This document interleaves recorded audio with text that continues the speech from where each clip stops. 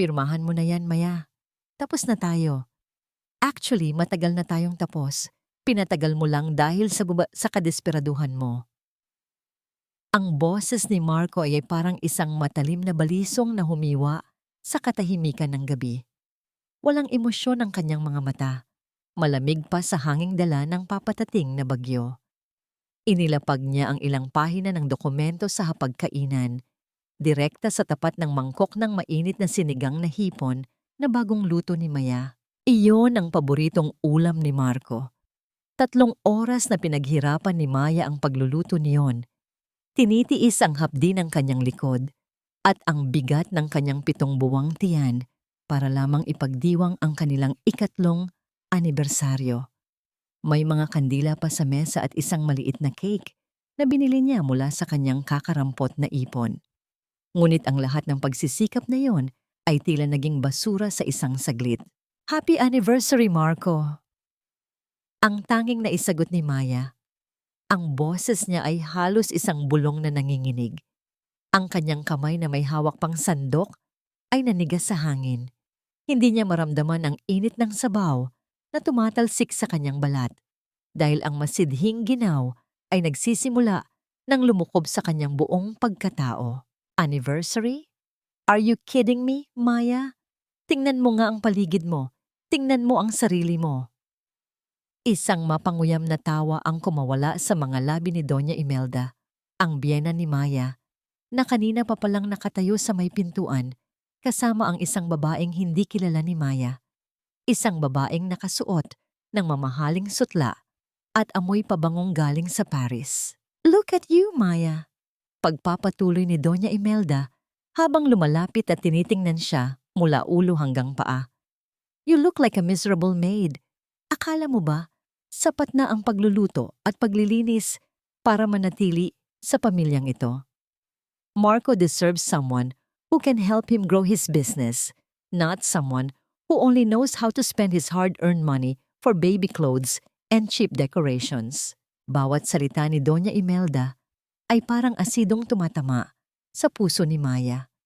Napahawak siya sa kanyang malaking tiyan, pilit na pinapakalma ang sanggol na tila nararamdaman din ang tensyon sa paligid. Ang mundo ni Maya ay nagsimulang gumuho. Ang mga pangarap na binuo niya sa loob ng 3 taon, ang pangarap na magkaroon ng isang buong pamilya para sa kanyang anak, ay naglalaho na parang usok. Dahan-dahang binitawan ni Maya ang sandok. Narinig ang tuyot na tunog nito sa ibabaw ng mesa, isang tunog na naghudyat ng pagtatapos ng kanyang pagtitiis. Ang kanyang lalamunan ay tila punong-puno ng bubog, mahapdi at tuyo. Nais niyang sumigaw. Nais niyang magtanong kung bakit. Ngunit walang boses na lumalabas.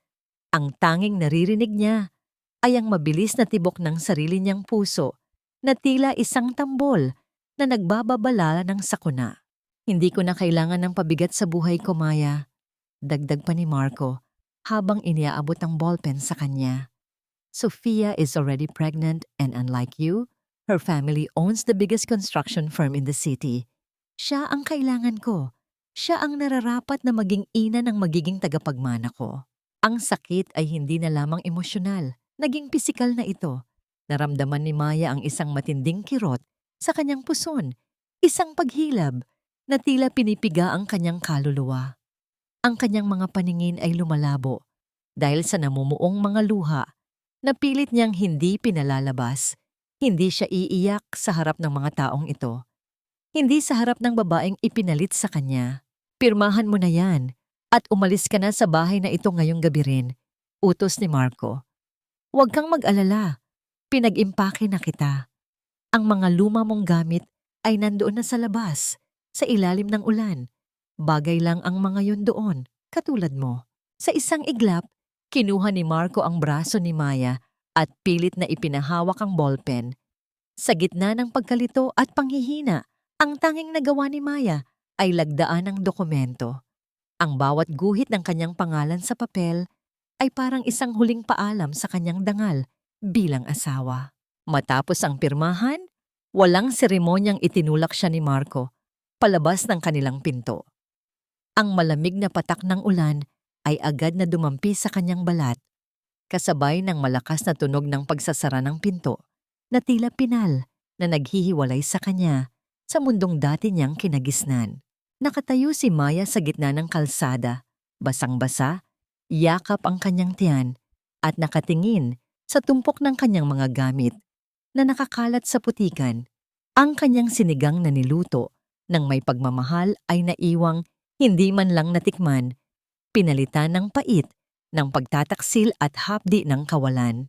Hanggang kailan kailangang magtiis ng isang pusong wala namang ibang hangad, kundi ang magmahal at mahalin?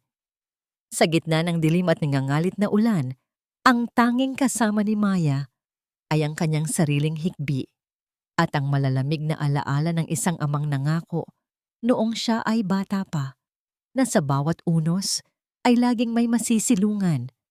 Ngunit nasaan ang silong na yon ngayong ang mismong langit ay tila nagagalit sa kanya? Ang bawat patak ng ulan na tumatama sa balat ni Maya ay tila maliliit na karayom na nagpapadama sa kanya ng kawalang hanggan ng kanyang pagdurusa. Habang hila-hila ang isang lumang maleta, nasira na ang gulong. Ang tanging naririnig niya ay ang kalos ng kanyang mga tsinelas sa basang semento, isang tunog na puno ng pagod at kawalan ng direksyon. Ang bigat ng kanyang 7 buwang tiyan ay tila lalong dumoble. Bawat hakbang ay isang pakikibaka laban sa grabidad at sa pagnanais ng kanyang katawan na bumigay na lamang. Sa gitna ng dilim, isang pamilyar na amoy ng basang kahoy ang biglang humaluyhok sa kanyang gunita. Tila bumalik ang kanyang diwa sa isang maliit na dampay sa probinsya kung saan ang kanyang amang si Leonardo ay abalang nagkakatam ng tabla. Naalala niya ang magaspang ngunit mainit na kamay nito na humahawak sa kanyang maliit na palad tuwing natatakot siya sa kulog. "Maya anak," madalas sabihin ng kanyang ama sa wikang Tagalog na puno ng lalim. Ang kahoy, habang kinakatam, lalong kumikinis. Ang tao, habang nahihirapan, lalong tumitibay. Huwag kang matakot sa ulan dahil ito ang nagpapalago sa mga halaman. Isang mapait na ngiti ang kumawala sa mga labi ni Maya habang tumutulo ang luha na humahalo sa ulan. Nasaan na ang tibay na sinasabi ng kanyang ama? Bakit tila ang ulan ngayong gabi ay hindi nagpapalago, kundi unti-unting lumulunod sa kanya? Sa kanyang isip, muling naglaro ang imahe ni Marco, ang lalaking pinangakuan siyang protektahan, ngunit siya pang nagtulak sa kanya sa bangin ng kahirapan. Samantala, sa loob ng malaki at marangyang mansyon na dati niyang tinuring na tahanan, ang kapaligiran ay puno ng halakhak at kislap ng mga baso ng alak. Walang bakas ng ulan o dusa sa silid na yon. "Cheers, Marco! Sa wakas, malinis na ang pamamahay na ito," wika ni Sofia habang nakasandal sa dibdib ni Marco. Ang kanyang boses ay puno ng tamis na may halong lason. "Hindi ko akalain na ganun lang pala kadaling paalisin ang babaeng yun. Masyado siyang drama. It's so annoying."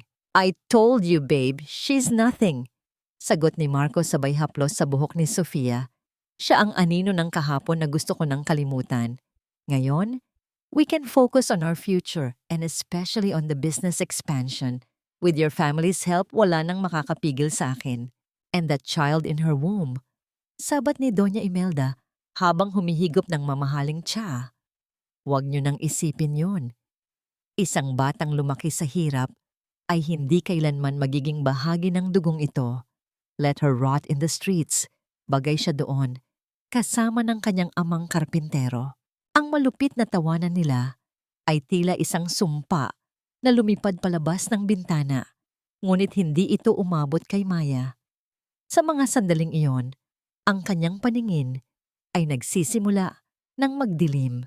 Ang mga ilaw ng sasakyan sa malayo ay nagmistulang mga bituing sumasabog. Ramdam niya ang malamig na semento sa kanyang tuhod hanggang sa tuluyan na siyang bumagsak sa tapat ng isang maliit na guardhouse sa kanto. "Naku, ma'am! Ma'am, gising!" Ang nag-aalalang tinig ni Mang Tino, ang matandang security guard. Ang huling bagay na narinig niya bago siya tuluyang lamunin ng kadiliman. Nagising si Maya sa isang maliit na silid na amoy gamot at lumang papel. Hindi ito ospital, kundi isang maliit na charity clinic. Ang tanging liwanag ay nagmumula sa isang bumbilya na pasulpot-sulpot ang liwanag. Sa tabi ng kanyang higaan, may isang baso ng maligamgam na tubig at isang pirasong tinapay. "Gising ka na pala, iha," ani Mang Tino na pumasok sa silid, may bitbit na tuyong tuwalya. "Mabuti na lang at nakita kita. Nag-alala ako para sa baby mo." "Salamat po, Mang Tino," mahinang sagot ni Maya. Ang kanyang lalamunan ay parang tuyong lupa. Ngunit hindi natapos ang gabi sa simpleng pasasalamat. Ang katahimikan ng klinika ay nabasag nang bumukas ang pinto at pumasok ang isang lalaking naka-Amerikana. Basang-basa ang laylayan ng kanyang pantalon, ngunit ang tindig ay puno ng awtoridad. May dala siyang isang itim na briefcase na gawa sa mamahaling balat. Tumigil ang lalaki sa paanan ng kama ni Maya. Ang kanyang mga mata ay tila nagbabasa ng isang mahabang kasaysayan sa mukha ng babae. "Kayo po ba si Maya de la Vega Alcantara?" tanong ng lalaki sa isang formal na tono. "Oo po." "Sino po sila?" tanong ni Maya, habang pilit na bumabangon. "Ako si Attorney Gardo Valderrama," pakilala nito. "Matagal na kitang hinahanap, Maya. 12 taon na ang nakalilipas mula nang huling magkausap kami ng iyong ama, si Don Leonardo de la Vega." Nanlaki ang mga mata ni Maya. "Don? Pero isang simpleng karpintero lang ang tatay ko." Isang tipid na ngiti ang ibinigay ng abogado. "Iyan ang gusto niyang paniwalaan mo para sa iyong kaligtasan. Ngunit ngayong gabi, sa ilalim ng unos na ito, oras na para buksan ang totoong pinto ng iyong kinabukasan. Dala ko ang huling habilin ng iyong ama at ang susi sa isang buhay na hindi mo kailanman inakala." Inilapag ng abogado ang isang lumang sobre sa kama ni Maya. Ang pangalan ni Maya ay nakasulat doon sa paraan ng pagsulat ng kanyang ama. Magaspang ngunit puno ng kalinga. Ngunit bago pa man mahawakan ni Maya ang sobre, isang malakas na kulog ang yumanig sa buong gusali. Tila isang babala na ang bawat yaman ay may kaakibat na panganib. Ang bawat salita ni Attorney Valderrama ay tila isang banyagang wika na hindi agad maunawaan ng isip ni Maya. Sa loob ng maliit at maputlang silid ng klinika, ang tunog ng ulan sa labas ay naging isang malabong dagundong habang ang atensyon niya ay nakatuon sa lumang sobreng nasa kanyang harapan. Hindi ito maari. Mahinang sambit ni Maya, ang kanyang mga daliri ay nanginginig habang hinahawakan ng papel. Ang tatay ko ay isang simpleng tao lamang. Nabuhay kami sa maliit na bahay, kumakain ng tuyo at bagoong. Bakit siya magsisinungaling sa akin? Bumuntong hininga ang abogado at naupo sa isang lumang silya sa tabi ng kama.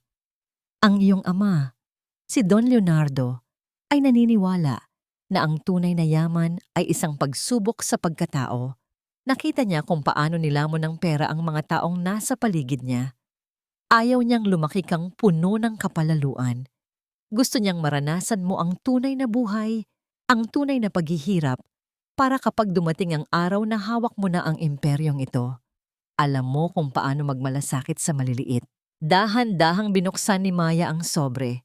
Sa loob nito, hindi mga dokumento ng bangko ang unang bumati sa kanya, kundi isang maliit na bulaklak na gawa sa kahoy. Isang detalyadong ukit ng rosas na gawa sa nara.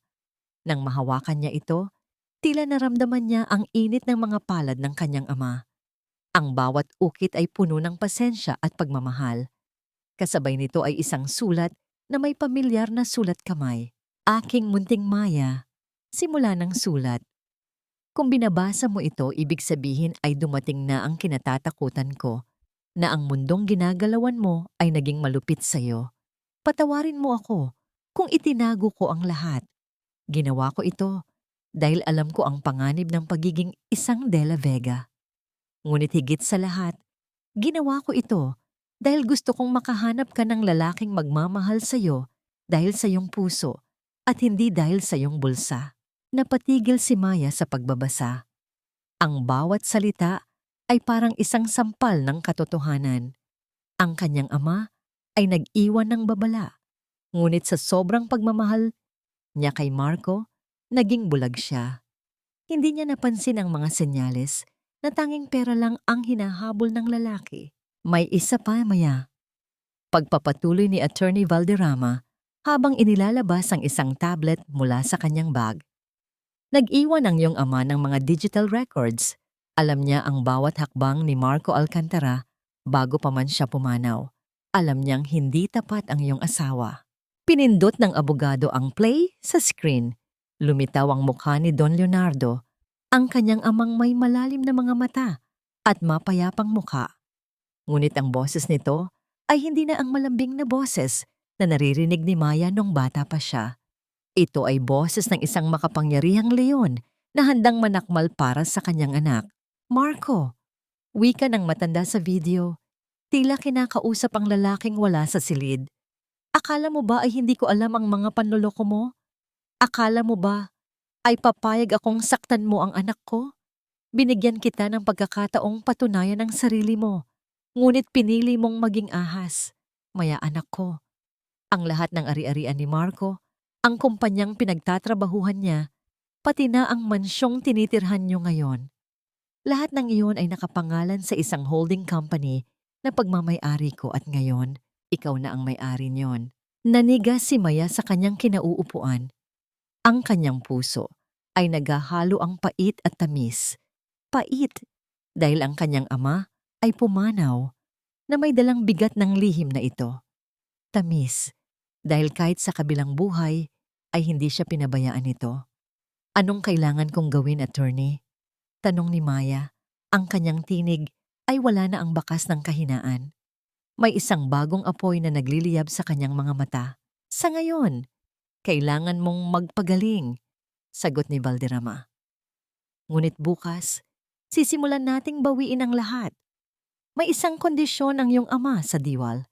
Kailangan mong patunayan na kaya mong pamunuan ang De La Vega Builders nang hindi nawawala ang iyong sarili. At ang unang hakbang, tumingin ang abogado sa labas ng bintana, kung saan ang ulan ay unti-unti nang tumitila, ngunit ang kidlat ay paminsan-pansing gumuguhit pa rin sa langit. Ang unang hakbang ay ang pagpapakita sa kanila na ang babaeng itinapon nila sa ulan ay ang siya palang magpapabagsak sa kanilang lahat. Ngunit may isang problema, Maya. May isang lihim na hindi alam ng iyong ama tungkol sa nakaraan ni Marco. Isang lihim na maaaring maglagay sa iyo at sa iyong anak sa mas malaking panganib kaysa sa inaakala natin. Napatigil ang paghinga ni Maya. Ang akala niyang katapusan ng kanyang paghihirap ay tila simula pa lamang ng isang mas mapanganib na laban. Sapat na ang isang gabi ng pagiging mahina, Maya.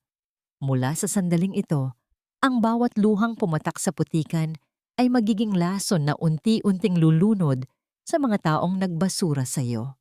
Ang mga salitang ito ay hindi nagmula kay Attorney Valderrama, kundi mula sa sariling kaisipan ni Maya habang nakatingin sa kanyang refleksyon sa maliit at may lamat na salamin ng klinika. Ang kanyang mukha ay maputla. Ang kanyang mga mata ay namumula pa rin.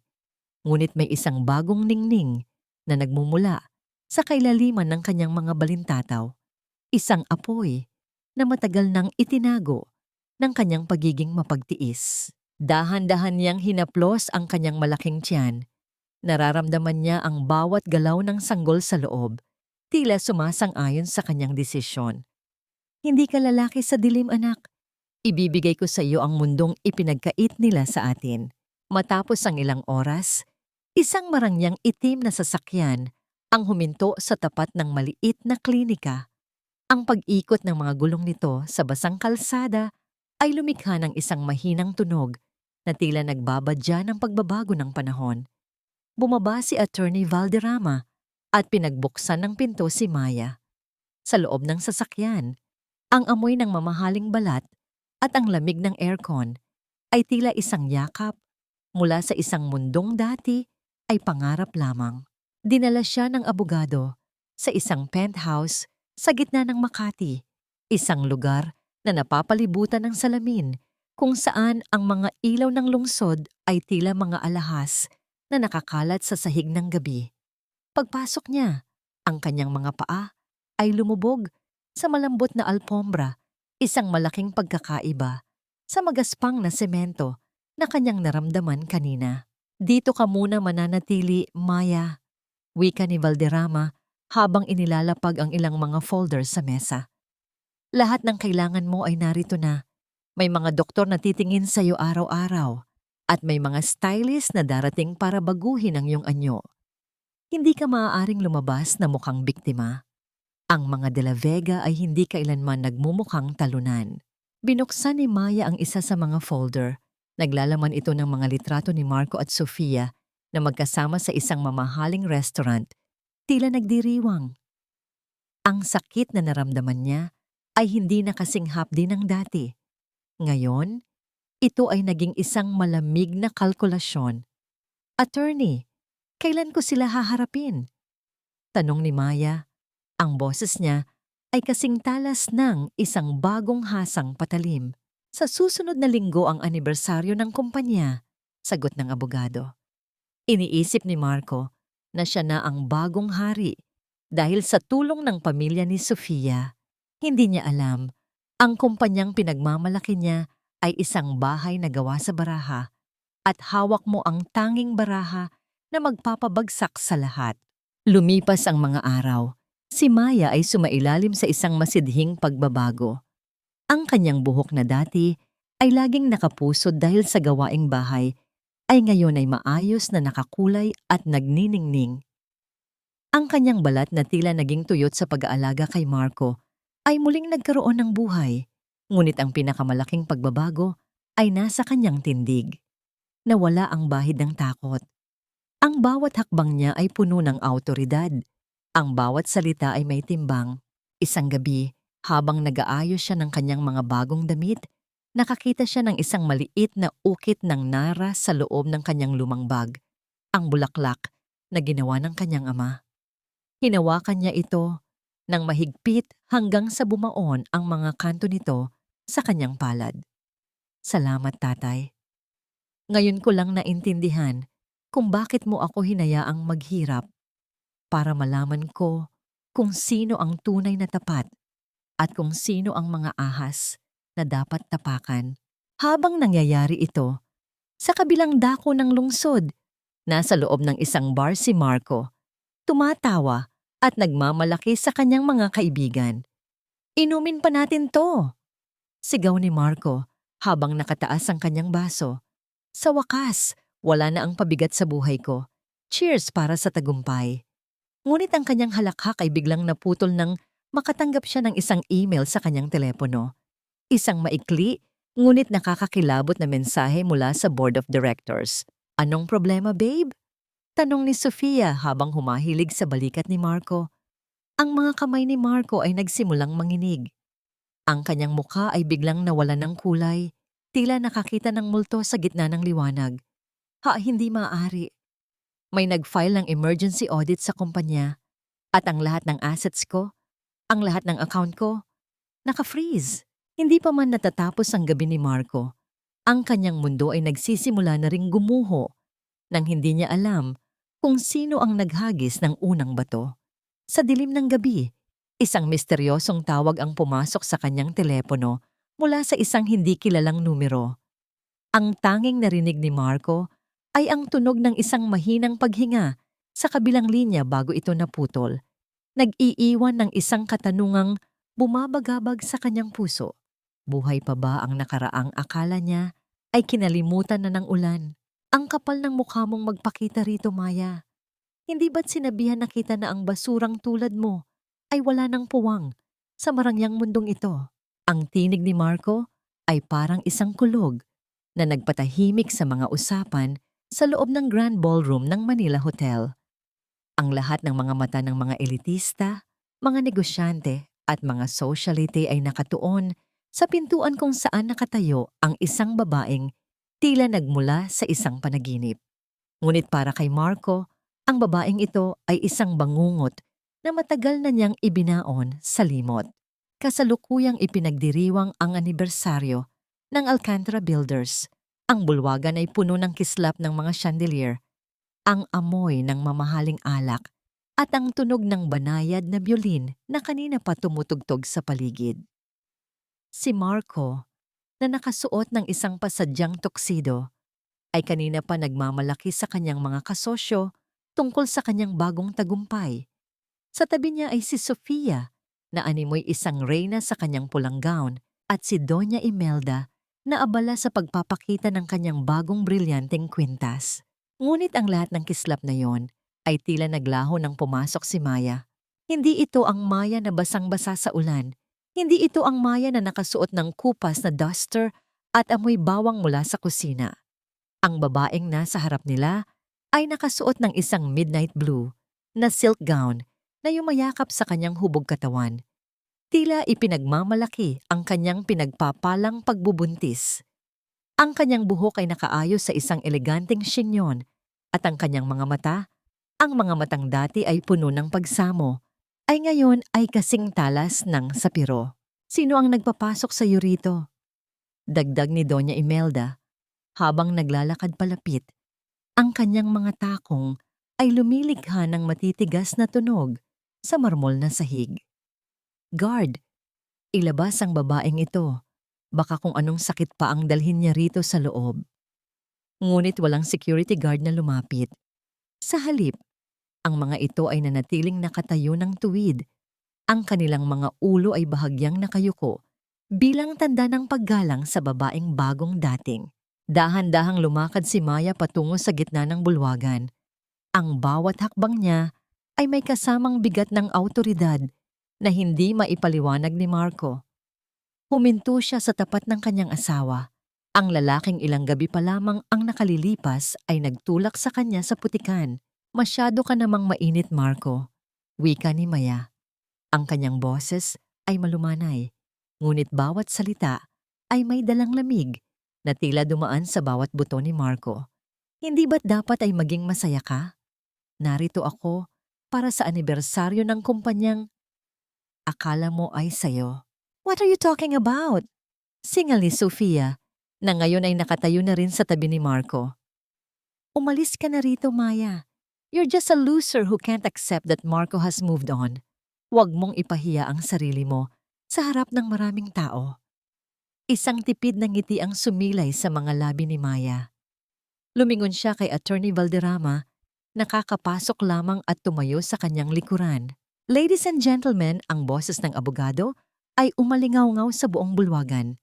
Mawalang galang na sa inyong selebrasyon, ngunit narito kami para sa isang mahalagang anunsyo. Dahil sa naganap na audit nitong nakaraang mga araw, napatunayan na ang Alcantara Builders ay nasa ilalim ng ganap na kontrol ng De La Vega Holding Company. Tila tumigil ang pag-ikot ng mundo para kay Marco. Ano? Hindi maaari. Ang kumpanyang ito ay ipinamana sa akin ng pamilya ko. Maling impormasyon, Mr. Alcantara. Patuloy ni Valderrama habang inilalabas ang isang folder na may selyo ng korte. Ang inyong kumpanya ay naisalba mula sa pagkalugi 10 taon na ang nakalilipas sa pamamagitan ng pondo ni Don Leonardo de la Vega. Bilang kapalit, ang lahat ng shares at ang lupang kinatatayuan ng inyong mga proyekto ay nakasangla sa kanya. At ngayong pumanaw na si Don Leonardo, ang lahat ng karapatang iyon ay nailipat na sa kanyang kumpirmadong tagapagmana. Itinuro ng abogado ang babaeng nasa tabi niya. Ang tunay at tanging may-ari ng De La Vega Holding Company, ang inyong bagong chairwoman, si Madam Maya de la Vega. Ang katahimikan sa loob ng ballroom ay naging kasing bigat ng tingga. Ang mga baso ng alak na hawak ng mga panauhin ay tila naging pabigat sa kanilang mga kamay habang nakatingin sila sa gulat na mukha ni Marco. Napahawak si Doña Imelda sa kanyang dibdib. Ang kanyang mukha ay nawalan ng kulay na tila isang telang dumaan sa labandera. Maya? Isang De La Vega? Ang anak ng karpinterong yon. Tumingin si Maya nang direkta sa mga mata ng kanyang biyenan. Ang karpinterong tinatawag niyo ay ang lalaking nagpakain sa inyo ng lihim sa loob ng 3 taon. Ang lalaking pinatira kayo sa kanyang bahay nang hindi niyo alam. At ang lalaking na ngayon ay nanonood mula sa langit habang nakikita ang inyong pagbagsak. Lumingon si Maya kay Marco, na ngayon ay tila isang basang sisiw sa gitna ng karangyaan. Marco, narinig ko na ang bawat salitang binitiwan mo noong gabing itinapon mo ako sa ulan. Ngayon, hayaan mong ako naman ang magbigay ng utos. Lumapit si Maya ng kaunti. Ang kanyang mukha ay ilang pulgada na lamang ang layo sa mukha ni Marco. Naamoy niya ang takot na namumuo sa pawis ng kanyang asawa. Umalis kayo sa opisina ko bukas ng 8:00 ng umaga. At ang bahay? Ang bahay na tinitirhan nyo? Nakahanda na ang sheriff para ilabas ang inyong mga gamit. Gaya ng sabi mo, Marco, bagay ang mga lumang gamit sa ilalim ng ulan. Katulad nyo. Tumalikod si Maya at nagsimulang lumakad palabas. Ang kanyang midnight blue na gown ay marahang humahampas sa kanyang mga binti sa bawat hakbang. Ngunit bago siya makalabas, isang malakas na sigaw mula kay Doña Imelda ang bumasag sa kanyang pag-alis. Huwag mong akalain na tapos na ito, Maya. Hawak ni Marco ang bata sa sinapupunan mo. Hindi mo makukuha ang yaman na yan kung mapapatunayan naming hindi ka karapat-dapat na maging ina. Napatigil si Maya sa may pintuan. Hindi siya lumingon, ngunit ang kanyang mga balikat ay bahagyang nanginig. Hindi dahil sa takot, kundi dahil sa isang lihim na plano ni Doña Imelda na ngayon lamang niya narinig. Isang madilim na balak na tila maglalagay sa kanyang sanggol sa gitna ng isang mapanganib na laro. Maya, anak, patawarin mo ako. Nagkamali ako, nadala lang ako ng bugso ng damdamin at ng panunulsol ng babaeng iyon.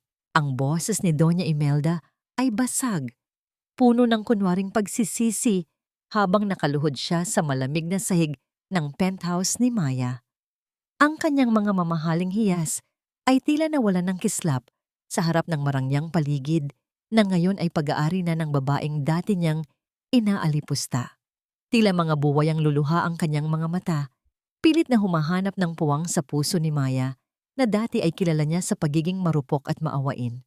Nakatayo si Maya sa tapat ng malawak na bintana, nakatanaw sa mga ilaw ng lungsod na tila mga hiyas na nakakalat sa kadiliman. Hawak niya ang isang baso ng gatas. Ang init nito ay bahagyang nagbibigay ng ginhawa sa kanyang nanlalamig na mga kamay. Hindi siya lumingon. Ang bawat salita ng kanyang dating biyenan ay tila mga langgam na gumagapang sa kanyang balat, nakakadiri, nakakairita, at puno ng kamandag. Alam mo naman si Marco, di ba? Masyado siyang mabait, masyadong mapagtiwala. Pagpapatuloy ni Imelda habang pilit na inaabot ang laylayan ng gown ni Maya. Si Sofia ang may kasalanan ng lahat. Siya ang lumandi sa anak ko. Siya ang gumawa ng paraan para mag-away kayo. Pero ngayon, natauhan na kami. Ikaw ang gusto naming makasama, Maya. Ikaw ang tunay na pamilya. Isang mapait na ngiti ang sumilay sa mga labi ni Maya.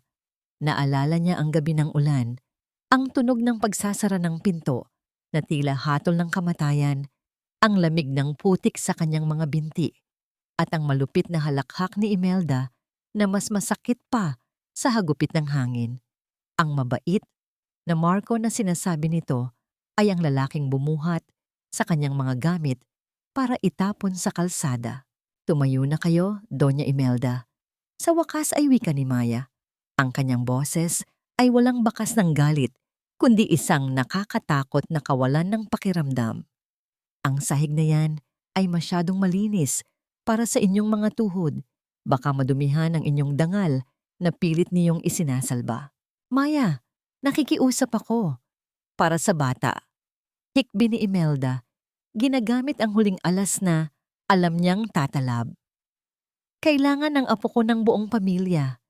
Hindi mo ba gustong lumaki siya na may amang kikilalanin? Handa kaming magbago. Itatama namin ang lahat. Dahan-dahang humarap si Maya. Ang kanyang mga mata ay tila 2 lawa ng yelo. Ang pamilyang sinasabi nyo ay ang pamilyang pumatay sa tiwala ko. Ang amang sinasabi nyo ay ang lalaking mas pinili ang pera kaysa sa sarili niyang dugo.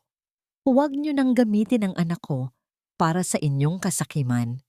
Alam nating dalawa na hindi ang apo nyo ang habol nyo rito, kundi ang perang iniwan ng tatay ko. Nagbago ang anyo ni Imelda. Ang kunwaring pagsisisi ay unti-unting napalitan ng isang pamilyar na talim sa kanyang mga mata. Nang ma-realize niyang hindi na niya kayang paikutin si Maya, tumayo siya at pinagpag ang kanyang damit. Akala mo ba ay mananalo ka na dahil lang mayaman ka na ngayon? Singal ni Imelda. Ang kanyang boses ay bumalik sa dati nitong aspero at kapangyarihan. Isang hamak na anak ka lang ng karpintero. Ang dugong nananalaytay sa batang yan ay dugo ng mga Alcantara. Hindi kami papayag na ang lahat ng yaman ni Don Leonardo ay mapunta lang sa iyo ng ganoon kadali. Lumalabas din ang totoong kulay, sagot ni Maya nang may kalmado ngunit mapanganib na tono. Guards, ihatid ang matandang ito sa labas at tiyakin niyong hindi na siya makakaapak sa gusaling ito kahit sa anino man lang. Habang pilit na inilalabas si Imelda ng mga security personnel, ang kanyang mga sigaw ay umalingaw-ngaw sa hallway. Puno ng mga sumpa at pagbabanta. Nanatiling tahimik si Maya, hinaplos ang kanyang tiyan at naramdaman ang marahang sipa mula sa loob. Huwag kang mag-alala, anak. Bulong niya. Ako ang magsisilbing kuta mo. Samantala, sa isang madilim na sulok ng isang bar, nakaupo si Marco habang nakatitig sa ilang mga dokumentong nakuha niya mula sa isang espiya sa loob ng kumpanya ni Maya. Ang kanyang mukha ay puno ng pawis. Ang kanyang mga kamay ay nanginginig sa pagitan ng galit at kasabikan. Sa gitna ng mga papel, nakita niya ang isang dokumentong may selyo ng strictly confidential. Ito ay ang detalye ng isang trust fund na itinatag ni Don Leonardo para sa panganay na anak ni Maya. Isang halagang sapat para bumili ng isang buong lungsod na maaari lamang galawin ng ama o ina ng bata kung may seryosong pangangailangan. Nanlaki ang mga mata ni Marco. Isang madilim na plano ang nagsimulang mabuo sa kanyang isipan. Kung hindi niya makuha ang kumpanya sa pamamagitan ng asawa, kukunin niya ang lahat sa pamamagitan ng bata. Trust fund, bulong ni Marco, habang ang isang demonyong nangiti ay gumuhit sa kanyang mga labi. Kahit anong yaman mo, Maya, hindi mo maitatago ang katotohanang ako pa rin ang ama. At ang amang tulad ko ay hindi papayag na mawalang halaga ang kanyang karapatan. Hindi alam ni Marco na sa likod ng bawat dokumentong hawak niya, may isang maliit na piraso ng impormasyon na sadyang iniwan ni Attorney Valderrama. Isang bitag na naghihintay lamang sa unang maling hakbang ng isang taong lalamunin ng sariling kasakiman. Ibibigay mo sa akin ang batang yan, Maya. Hindi dahil mahal kita, kundi dahil iyan ang susi ko para mabawi ang bawat sentimong ninakaw mo sa amin. Ang boses ni Marco sa kabilang linya ng telepono ay kasing talas ng isang kalawanging pako. Pilit na kumakayod sa katahimikan ng gabi. Walang bahid ng pag-aalala para sa kapakanan ng sanggol o sa kalusugan ni Maya. Para sa kanya, ang buhay na nasa sinapupunan ng kanyang asawa ay isa lamang piraso ng ginto sa isang maduming laro ng chess. Napatigil ang kamay ni Maya sa paghaplos sa maliit at malambot na sapatos ng sanggol na kulay puti. Kasalukuyan siyang nasa nursery room ng kanyang bagong tahanan, isang silid na puno ng amoy ng bagong pinturang kahoy at sariwang bulaklak. Ang bawat dekorasyon dito ay siya mismo ang naglagay. Bawat hibla ng unan ay pinili niya nang may kasamang dalangin. Ang pag-ibig na ibinubuhos niya sa paghahanda ay kabaligtaran ng puot na ibinubuga ng lalaking dati niyang sinamba. Isang matinding kirot ang biglang gumuhit mula sa kanyang likuran patungo sa kanyang puson. Nabitawan ni Maya ang sapatos ng sanggol. Ang tunog ng pagbagsak nito sa malambot na alpombra ay tila isang hudyat ng pagsisimula ng isang digmaan. Napahawak siya sa gilid ng sabsaban. Ang kanyang mga kuko ay bumaon sa makinis na nara, habang ang kanyang paghinga ay naging mabilis at gipit. Nararamdaman mo na ba, Maya? Pagpapatuloy ni Marco na tila nararamdaman ang paghihirap ng asawa sa kabilang linya. Naghain na ako ng petisyon sa korte. Ipapatunayan kong hindi ka karapat-dapat na maging ina dahil sa di matatag mong pag-iisip. Kapag lumabas ang batang iyan, sheriff at mga pulis ang sasalubong sa iyo sa pinto ng ospital. Hindi na nakasagot si Maya. Binitawan niya ang telepono at hinayaan itong bumagsak sa sahig. Ang bawat hininga niya ay tila isang pakikipagtuo sa kamatayan, isang matinding sigaw na walang tunog na lumalabas sa kanyang mga tuyot na labi. Ang panubigan niya ay pumutok. Ang init nito ay humalo sa lamig ng kanyang pawis, tila isang ilog na nagbababa dyan ng pag-apaw. Sa gitna ng kanyang paghihirap, tila narinig niya ang boses ng kanyang amang si Leonardo sa hangin. Huwag kang bibitiw, Maya. Ang bawat sakit ay may katumbas na luwalhati. Dinala si Maya sa ospital sa gitna ng hating gabi. Sa loob ng delivery room, ang paligid ay puno ng puting liwanag na tila bumubulag sa kanyang paningin. Walang Marco na humahawak sa kanyang kamay. Walang pamilyang naghihintay sa labas. Siya ay nag-iisa, nakikipaglaban para sa buhay ng kanyang anak, habang sa labas ng pinto ay nag-aabang ang mga ahas na handang manakmal. Push, Madam Maya, konti na lang. Ang sigaw ng doktor ay tila nanggagaling sa kabilang dako ng isang mahabang tsunel. Ang bawat kalamnan ni Maya ay tila pinipilas. Ang kanyang kaluluwa ay parang hinihiwalay sa kanyang katawan.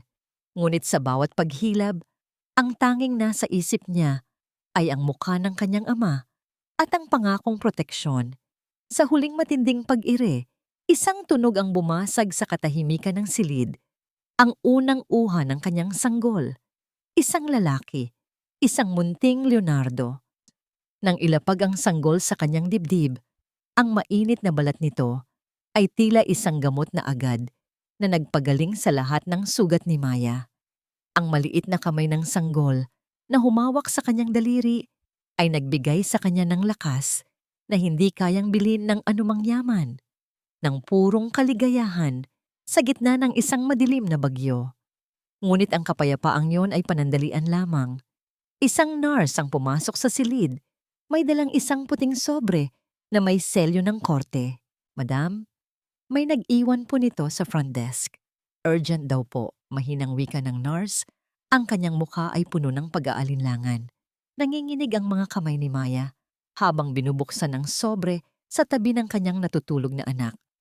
Ito ay isang temporary protection order na inihain ni Marco, kasama ang isang demand para sa DNA testing at isang hiling na ilagay ang bata sa ilalim ng pangangalaga ng Department of Social Welfare habang dinidinig ang kaso. Isang mapait na luha ang pumatak mula sa mga mata ni Maya patungo sa pisngi ng kanyang anak. Hindi pa man natatuyo ang dugo ng panganganak, ang kamay ng kasakiman ay pilit na nagnanakaw sa kanyang hininga. Paano nga ba lalaban ang isang inang kapapanganak pa lamang laban sa isang sistemang pwedeng mabili ng pera at koneksyon? At sino ang misteryosong tao na kanina pa nakatayo sa dulo ng hallway, pinapanood ang bawat galaw ng mga tauhan ni Marco nang may madilim na balak sa kanyang mga mata? Ibigay mo na ang bata, Maya. Huwag mo nang hintayin na kaladkarin ka pa ng mga pulis palabas ng ospital na ito. Ang boses ni Marco ay pumasok sa silid. Bago pa man ang kanyang anino, nakatayo siya sa pintuan. Suot ang isang mamahaling asul na polo shirt.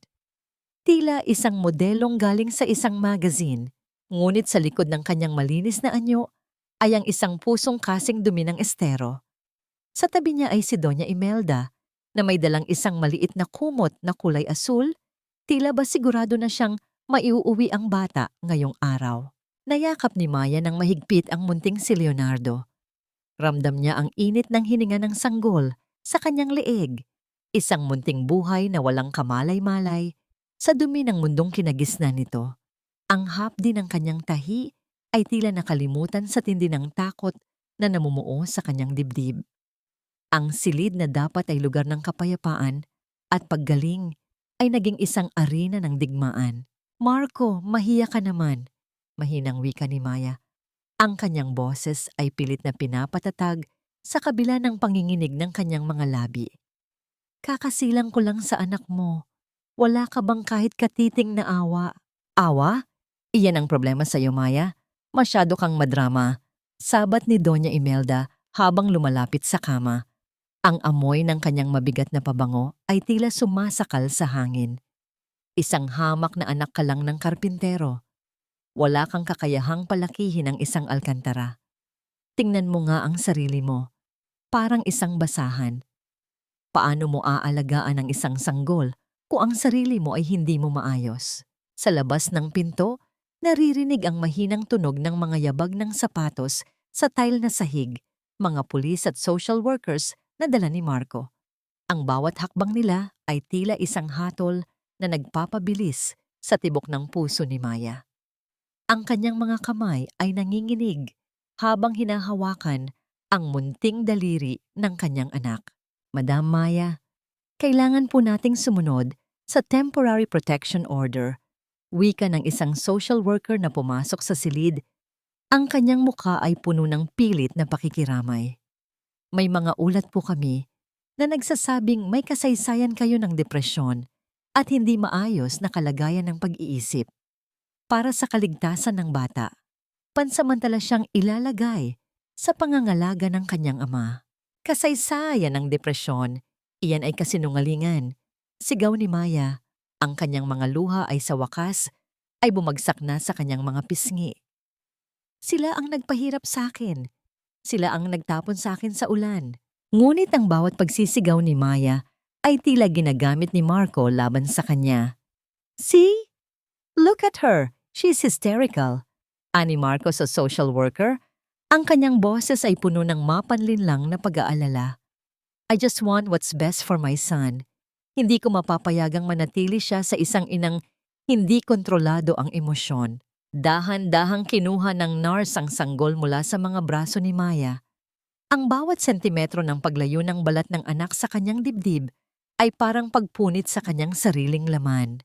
Nais niyang lumaban, nais niyang bumangon, ngunit ang kanyang katawan ay nananatiling mahina mula sa operasyon. Ang tanging nagawa niya ay panoorin ang kanyang anak na inilalagay sa mga braso ni Doña Imelda na may kasamang matagumpay na ngiti sa mga labi ng matanda. Nang magsara ang pinto at maiwang mag-isa si Maya sa loob ng malamig na silid, ang tanging natira ay ang amoy ng kanyang sanggol sa kanyang damit at ang matinding katahimikan na tila sumisigaw sa kanyang pandinig. Ang kanyang mundo ay muling gumuho, mas masakit at mas malalim kaysa noong gabing itinapon siya sa ulan. Ngunit sa gitna ng kanyang pagluha, isang mahinang kalos ng papel ang narinig niya mula sa ilalim ng kanyang unan. Isang maliit na sobre ang naiwan doon na tila sadyang inilagay ng misteryosong tao na nakita niya sa hallway kanina. Nanginginig ang mga kamay ni Maya habang binubuksan ng sobre. Sa loob nito ay isang litrato ng isang lumang bodega at isang maikling sulat sa wikang Tagalog. Hindi lahat ng nakikita ng mata ay totoo. Ang katarungan ay hindi lamang nasa loob ng korte. Maghintay ka, Maya. Ang mga De La Vega ay hindi kailanman sumusuko. Sino ang taong ito? At ano ang kinalaman ng lumang bodegang nasa litrato sa kanyang ama? Sa kabila ng kanyang pagkawasak, isang maliit na binhi ng pag-asa ang muling naitanim sa puso ni Maya. Isang pag-asa na ang bawat patak ng kanyang luha ay may katapat na paniningil sa hinaharap. Hanggang kailan kailangang manatiling tahimik ng isang inang inalisan ng anak? At anong madilim na sikreto ang itinatago ni Marco sa likod ng kanyang mga pekeng dokumento na maaring maging susi sa muling pagsasama ni Maya at ng kanyang Leonardo? Ang katahimikan ng isang walang lamang duyan ay mas malakas pa sa sigaw ng libu-libong tao. Ito ang tanging nasa isip ni Maya habang nakatitig sa bakanteng sabsaban sa gilid ng kanyang kama sa ospital. Ang bawat tibok ng kanyang puso ay tila isang mabigat na hakbang sa isang mahabang disyerto. Ang kanyang mga braso ay kusang kumukuyom. Hinahanap ang init at bigat ng kanyang anak na si Leonardo. Ngunit ang tanging nararamdaman niya ay ang lamig ng hangin mula sa aircon at ang amoy ng disinfektante.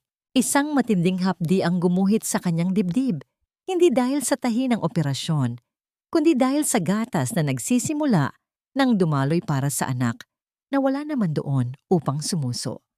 Ang basang mantsa sa kanyang damit ay tila isang tahimik na saksi sa kanyang pagiging ina na pinagkaitan ng karapatan. Napapikit si Maya. Ang kanyang mga luha ay muling naglandas. Ngunit sa pagkakataong ito, ang bawat patak ay hindi na galing sa panghihina, kundi sa isang nag-aapoy na determinasyon. Bumukas ang pinto ng dahan-dahan. Pumasok si Attorney Valderrama, ngunit hindi siya nag-iisa. Kasama niya ang isang lalaking may edad na, nakasuot ng simpleng barong at may mga matang tila, nakakita na ng maraming unos sa buhay. Ang lalaking ito ay si Mang Ben, ang dating kanang kamay at pinagkakatiwalaang driver ng kanyang amang si Don Leonardo. Madam Maya, mahinang wika ni Mang Ben, ang kanyang boses ay puno ng respeto at lungkot. Patawad kung ngayon lang ako nagpakita. Inutusan ako ng iyong ama na manatili sa anino hanggang sa dumating ang sandaling ito. Inabot ni Maya ang litrato ng lumang bodega na nakuha niya kanina. Ano ang ibig sabihin nito, Mang Ben? Bakit kailangang dumanas ng ganito ang anak ko? Naupo si Mang Ben sa tabi ng kama, ang kanyang mga kamay na magaspang ay nagpapakita ng mga taon ng katapatan. Ang bodegang yan, Maya, ay hindi lang basta gusali. Iyan ang lihim na lungga ni Marco. Doon niya itinatago ang mga ebidensya ng kanyang mga ilegal na transaksyon, mga pekeng kontrata, mga suhol, at ang listahan ng mga taong binayaran niya para sirain ang iyong reputasyon. So he's been planning this all along? Tanong ni Maya. Ang kanyang boses ay naging malamig at direkta. Opo, sagot ni Valderrama. Nalaman namin na malubog sa utang si Marco dahil sa sugal at maling mga investment sa labas ng kumpanya. Ginamit niya ang kumpanya niyo bilang collateral nang hindi niyo alam. Kaya ganoon na lamang siya kadesperadong makuha ang bata. Dahil ang trust fund ni Leonardo, ang tanging paraan para hindi siya mabulok sa kulungan. Isang madiing buntong hininga ang kumawala kay Maya. Ang lalaking minahal niya, ang lalaking pinagkatiwalaan niya ng kanyang buhay, ay turing sa kanya at sa kanilang anak ay mga tiket lamang para sa kanyang kaligtasan. Ang bawat I love you ni Marco ay tila naging isang maduming barya na itinapon sa putikan. Anong plano natin, attorney? Tanong ni Maya habang pilit na bumabangon. Ramdam niya ang kirot sa kanyang puson, ngunit tinitiis niya ito. Ang bawat hapdi ay paalala na kailangan niyang maging matatag para sa kanyang anak.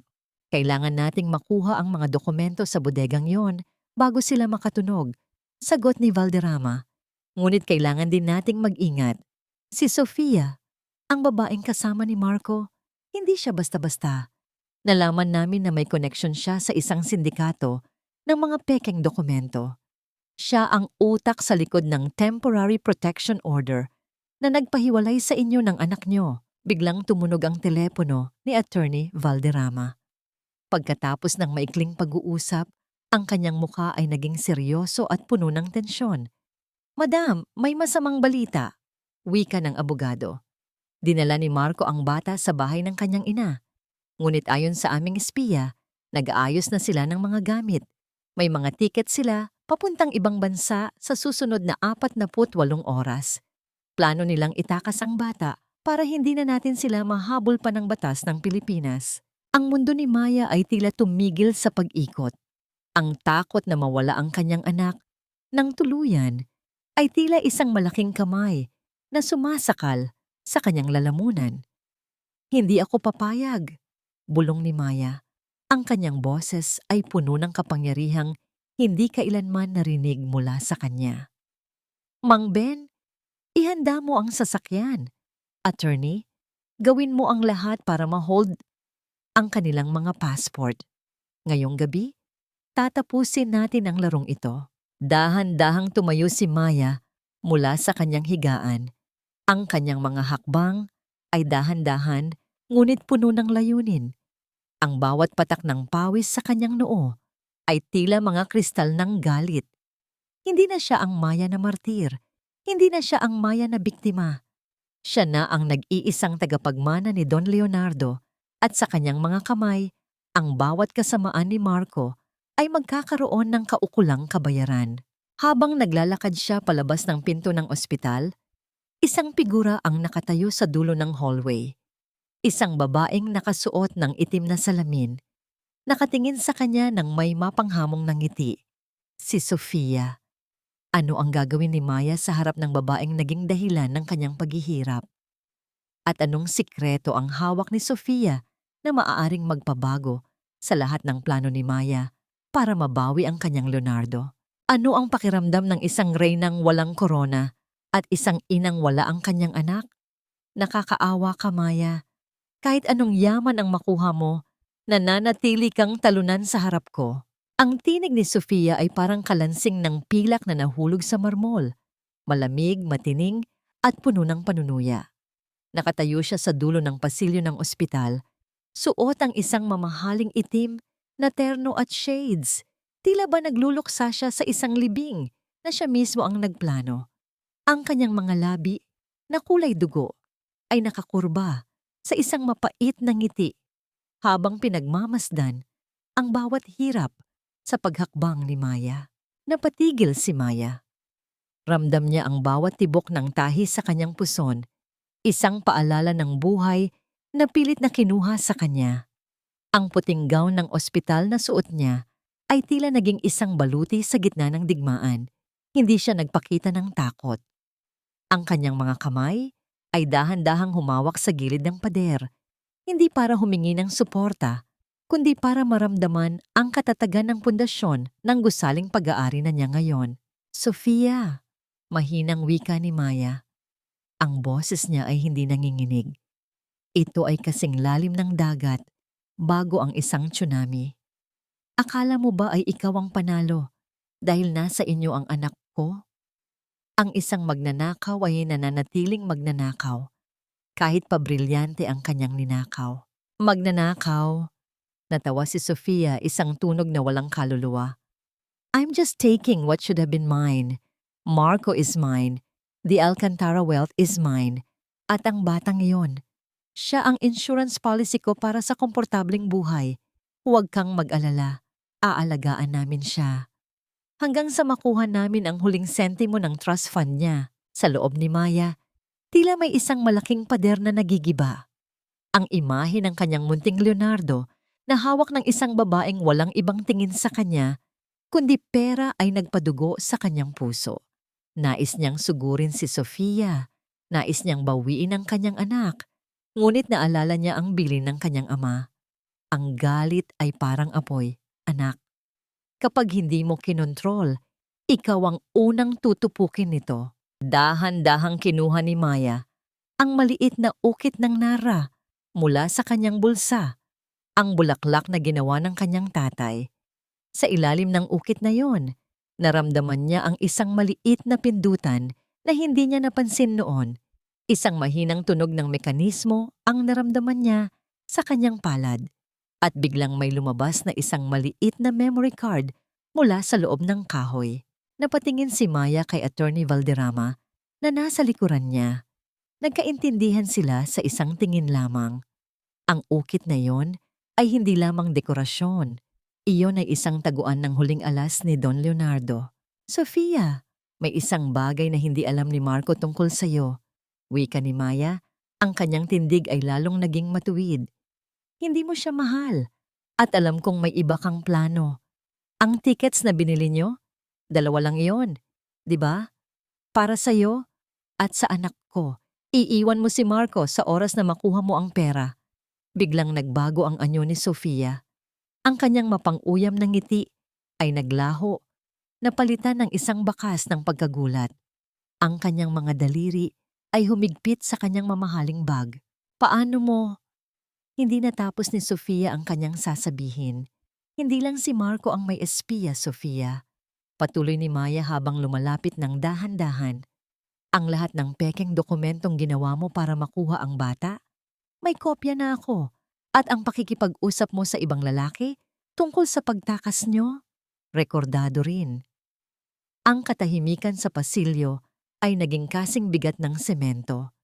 Ang tunog ng paghinga ni Sofia ay naging mabilis at gipit, tila isang hayop na nakuha sa bitag. Ano ang gusto mo? Tanong ni Sofia, ang kanyang boses ay naging paos at puno ng desperation. Ibigay mo sa akin ang anak ko, utos ni Maya, at hahayaan kitang umalis ng buhay. Ngunit kung hindi, sisiguraduhin kong ang rehas ng kulungan ang huling bagay na makikita mo bago ka mabulok. Bago pa man makasagot si Sofia, ang pintuan sa dulo ng pasilyo ay bumukas ng malakas. Pumasok si Marco, pawis na pawis at puno ng galit ang mukha. May hawak siyang isang papel na tila nanggaling sa isang mabilis na transaksyon. Sofia, anong ginagawa mo rito? Sinabihan kita na mag-ayos na ng gamit sa bahay. Sigaw ni Marco. Ngunit napatigil siya nang makita niya ang tensyon sa pagitan ng dalawang babae. Marco, wika ni Sofia, ang kanyang boses ay mabilis na nagbago, naging biktima muli. Tinatakot ako ni Maya, sinasabi niya na pakukulong niya tayo. Tumingin si Marco kay Maya nang may matinding puot. Wala kang magagawa, Maya. Ang bata ay nasa akin. At bukas na bukas din, wala na kami sa bansang ito. Ngunit sa gitna ng sigaw ni Marco, isang mahinang tunog ng recording ang nagsimulang umalingaw-ngaw mula sa tablet ni Attorney Valderrama.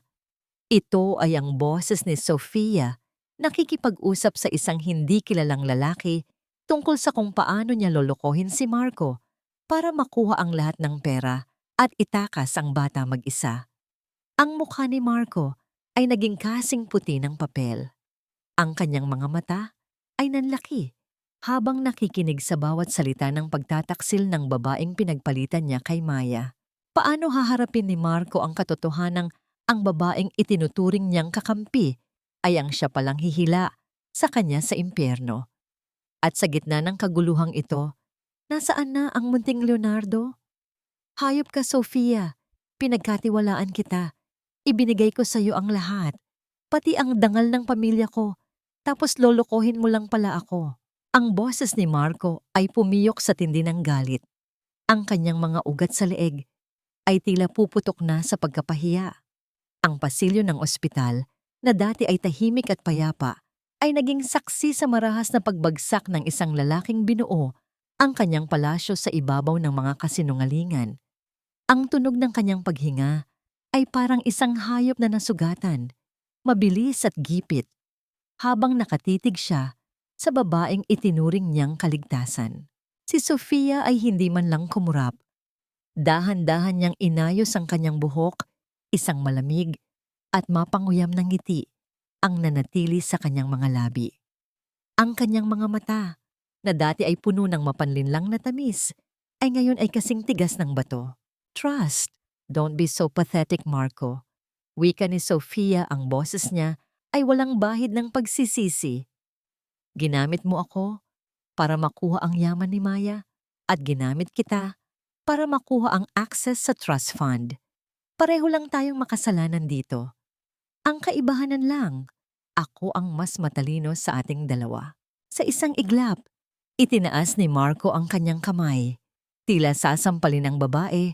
Ngunit bago pa man ito dumampi, ang matitigas na bisig ng mga security personnel ni Maya ang humarang sa kanya. Ang tunog ng pagpigil sa kanya, ang kalos ng tela ng kanyang polo, at ang mahinang pag-ungol ng kanyang pagpigil ay umalingaw-ngaw sa paligid. Nasaan ang anak ko, Marco? Ang boses ni Maya ay sumingit sa gitna ng kanilang kaguluhan. Ito ay mahinahon, ngunit may dalang bigat na tila isang hatol ng korte. Huwag niyo nang sayangin ang hininga niyo sa pag-aaway. Sabihin mo sa akin kung nasaan si Leonardo. Lumingon si Marco kay Maya. Sa unang pagkakataon, sa loob ng maraming taon, Nakita ni Maya ang isang bagay sa mga mata ng asawa na hindi niya akalaing makikita pa. Ang pagsisisi. Ngunit huli na ang lahat. Ang bot ng pagsisisi ay hindi kayang hugasan ang dumi ng pagtataksil. Maya, patawarin mo ako. Bulong ni Marco, ang kanyang boses ay naging paos at basa ng luha. Nasa bahay siya ni Mama. Akala ko protektado siya roon. Protektado? Isang mapait na tawa ang kumawala kay Maya. Sa kamay ng nanay mo na walang ibang nakikita kundi pera? Marco, naging bulag ka sa kasakiman mo hanggang sa ang sarili mong anak ay naging biktima. Biglang lumapit si Attorney Valderrama. Hawak ang kanyang telepono. Ang kanyang muka ay seryoso at puno ng tensyon. Madam Maya, may problema. Ang mga tauhan natin na nagbabantay sa bahay ni Doña Imelda, nawala ang bata. Kinuha siya ng isang hindi kilalang lalaki bago pa tayo makarating. Ang mundo ni Maya ay tila tumigil sa pag-ikot. Ang bawat kulay sa paligid ay naging abo. Ang hapdi sa kanyang puson ay naging isang matinding lason na kumalat sa kanyang buong katawan. Napahawak siya sa kanyang dibdib, pilit na humihinga, habang ang bawat tibok ng kanyang puso ay tila tumatawag sa pangalan ng kanyang anak. Sofia! Sigaw ni Marco habang pilit na kumakawala sa mga gwardiya. Ikaw ang may gawa nito, di ba? Sino ang kumuha sa anak ko? Tumingin si Sofia sa kanyang relo. Isang malamig na kislap ang dumaan sa kanyang mga mata. Masyado na kayong huli. Ang bata ay papunta na sa isang lugar na hindi nyo kailanman mararating. And Marco, goodbye. Ang kumpanya mo, bukas ng umaga, opisyal na itong bangkarote. Enjoy your life in the streets. Sa gitna ng kaguluhan, isang mahinang tunog ng notification ang narinig mula sa telepono ni Maya. Isang video message mula sa isang hindi kilalang numero. Nanginginig ang kanyang mga daliri habang pinipindot ang play. Sa screen, nakita niya ang munting si Leonardo na tutulog ng mahimbing sa loob ng isang sasakyan. Ngunit ang kumuha ng video ay hindi si Sofia. Ang boses na naririnig sa background ay isang boses na pamilyar kay Maya. Isang boses mula sa nakaraan ng kanyang ama na akala niya ay matagal na ring nawala. Huwag kang matakot, Maya. Wika ng boses sa video. Ang dugo ni Leonardo de la Vega ay hindi kailanman mapapahamak sa kamay ng mga tapat.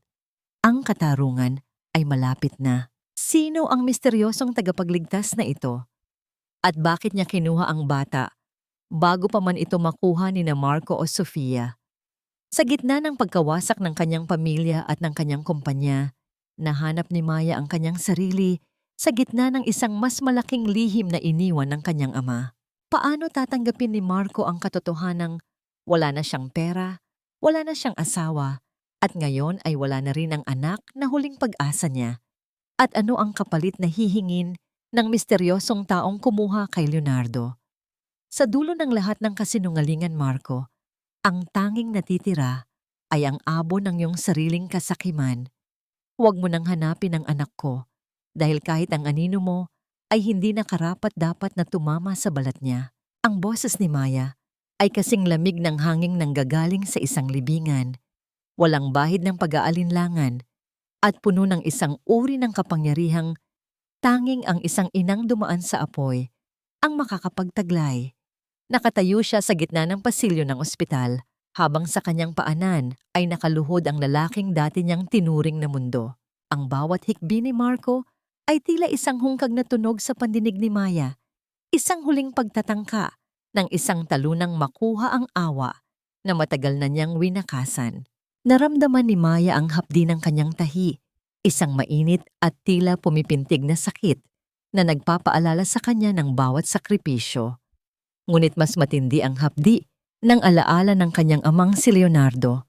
Ngayon lamang niya lubos na naunawaan ang bigat ng mga ukit sa kahoy na ginagawa ng kanyang ama. Ang bawat hiwa ng pait ay kailangan upang lumabas ang ganda ng isang obra maestra. At sa sandaling ito, Ang kanyang buhay ang obrang iyon. Maya, please! Huwag mong hayaang mabulok ako sa kulungan. Pagsamo ni Marco, ang kanyang mga kamay ay nanginginig habang pilit na inaabot ang laylayan ng hospital gown ni Maya. Gagawin ko ang lahat. Isusuko ko ang lahat. Gusto ko lang makita ang anak ko. Ang anak mo? Isang mapait na ngiti ang sumilay sa mga labi ni Maya. Nawala ang karapatan mong tawagin siyang anak. Nung gabing mas pinili mo ang pera kaysa sa kaligtasan namin. Ang bawat luha ko na humalo sa ulan noong gabing iyon ay naging isang sumpa na ngayon ay bumabalik sa iyo. Sa isang sulok, si Sofia ay pilit na kumakawala sa mga gwardiya. Ang kanyang mukha ay puno ng puot at desperasyon. Hindi pa tapos ito, Maya. Ang mga dokumentong hawak ko. Sisiguraduhin kong babagsak ka. Kasama namin. Ngunit bago pa man makapagsalita si Sofia, ang tunog ng mabibigat na yabag ng sapatos sa tile na sahig ay nagpatahimik sa lahat. Dalawang opisyal ng National Bureau of Investigation ang lumapit. Bit-bit ang mga warrant of arrest na may selyo ng hustisya. Mr. Marco Alcantara and Miss Sofia Monteverde, you are under arrest for multiple counts of fraud, falsification of public documents, and conspiracy to kidnap a minor. Ang formal na tinig ng opisyal ay tila isang pinal na hatol. Ang tunog ng paglak ng mga posas sa kanilang mga pulso ay nagbigay ng isang uri ng katahimikan sa loob ng pasilyo. Isang katahimikan na punong-puno ng katarungan. Pinanood ni Maya ang pagkaladkad sa kanila palabas. Ang mga sigaw ni Sofia at ang tahimik na pagluha ni Marco ay iunti-unting naglaho sa dulo ng hallway. Madam Maya, mahinang tawag ni Mang Ben, ang kanyang driver. Kailangan na nating umalis. Naghihintay ang sasakyan. Dadalhin ka namin sa kinaroroonan ng munting Leonardo. Sino ang kumuha sa kanya, Mang Ben? Sino ang lalaking iyon sa video? Tanong ni Maya, habang dahan-dahang naglalakad. Ang bawat hakbang ay puno ng kaba at pananabik. Diya si Don Vicente, ang nakababatang kapatid ni Don Leonardo na matagal nang nawalay sa pamilya. Paliwanag ni Mang Ben habang inaalalayan si Maya. Ang iyong ama ay nag-iwan ng instruksyon sa kanya. Sa oras na maging masyadong mapanganib ang paligid para sa iyo, kailangang iligtas ang tagapagmana. Siya ang nagsilbing lihim na bantay niyo nang hindi niyo nalalaman. Dinala si Maya sa isang malawak na lupain sa labas ng lungsod, isang lugar na napapalibutan ng matatayog na puno ng nara at amoy ng sariwang damo. Sa gitna ng lupain ay isang ancestral house na gawa sa pinakamahusay na kahoy, ang tunay na tahanan ng mga De La Vega. Pagpasok ni Maya sa malawak na salas, ang sikat ng araw na dumaraan sa mga bintana ay tila mga gintong daliri na humahaplos sa sahig. Sa dulo ng silid, nakita niya ang isang matandang lalaki na may marangal na tindig. Karga ang isang munting sanggol na nakabalot sa puting kumot. Maya, wika ni Don Vicente, ang kanyang boses ay may lalim ng karunungan. Narito na ang iyong anak. Ligtas siya sa kuta ng iyong ama. Nang muling mahawakan ni Maya si Leonardo, ang lahat ng sakit, ang lahat ng pagod, at ang lahat ng pait ng nakaraan ay tila naglaho na parang usok. Ang init ng sanggol sa kanyang dibdib ay ang tanging katotohanang mahalaga na matagal na niyang ipinagdarasal, ang muling pagsasama ng mag-ina sa ilalim ng proteksyon ng kanyang yumaong ama. Ngunit sa gitna ng kanilang muling pagsasama, isang liham na iniwan ni Don Leonardo para kay Don Vicente ang ipinakita sa kanya. Ang mga huling salita sa liham ay nag-iwan ng isang bagong katanungan na nagpabilis sa tibok ng puso ni Maya. Vicente, pangalagaan mo sila. Ngunit tandaan mo, ang tunay na kalaban ay hindi si Marco. May isang tao pa na nag-aabang sa dilim. Isang tao na may hawak ng kalahati ng susi sa ating yaman. Isang tao na hindi ko nagawang talunin nung ako ay nabubuhay pa. Sino ang lihim na kaaway na ito na mas makapangyarihan pa kay Marco? At ano ang ibig sabihin ng kalahati ng susi na maaaring muling maglagay sa buhay ni Maya at ng kanyang anak sa panganib? Ang katarungan ay nakamit na laban sa mga ahas, ngunit tila ang tunay na dragon ay ngayon pa lamang magigising. Hindi sapat ang hiling na patawad para sa isang buhay na sinira mo, Marco. Ang hustisya ay hindi isang pabor na ibinibigay, kundi isang katotohanang kailangan mong harapin. Ang malakas na tunog ng gavel na tumama sa matigas na kahoy ay umalingaw-ngaw sa buong silid ng korte. Tila isang huling hatol na nagtapos sa lahat ng ingay. Ang katahimikan sa loob ng silid ay naging kasing bigat ng bakal habang binabasa ng hukom ang pinal na desisyon. Nakatayo si Maya sa tapat ng kanyang upuan. Ang kanyang tindig ay tuwid at marangal. Nakasuot siya ng isang simpleng puting terno, ang kulay ng kalinisan at ng bagong simula. Sa kabilang dako, si Marco ay nakaupo ng nakayuko. Ang kanyang mga kamay ay nakapatong sa mesa na tila hindi na kayang buhatin ang sarili niyang bigat. Ang kanyang taksido, na dati ay sumisimbolo sa kanyang kayabangan, ay ngayon ay tila isang kulungang nagpapaalala sa kanya ng lahat ng kanyang nawala. Sa tabi niya, si Sofia ay nakatulala sa kawalan.